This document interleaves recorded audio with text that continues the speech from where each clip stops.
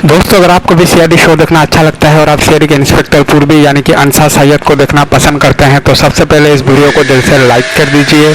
और अगर आपने अभी तक हमारे चैनल एपीएम पिक्सेल्स को सब्सक्राइब नहीं किया है तो जल्दी से कर लीजिए सब्सक्राइब, और साथ में जो बेल आइकन यानी कि जो घंटी का बटन है उसको दबा के ऑल सेलेक्ट कर ले, ताकि हमारे सारे आने वाले नए वीडियो के नोटिफिकेशन आपको मिलते रहे सबसे पहले।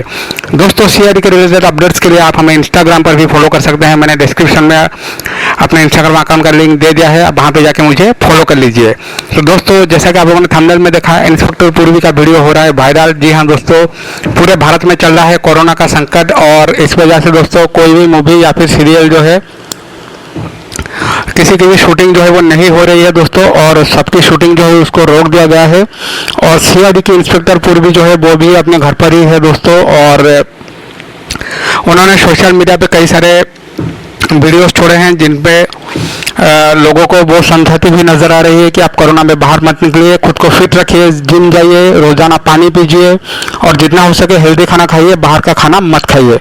तो दोस्तों, इंस्पेक्टर पूर्वी जो है वो सीआईडी की सबसे खूबसूरत दिखने वाले अभिनेत्री है, आपको पता ही होगा।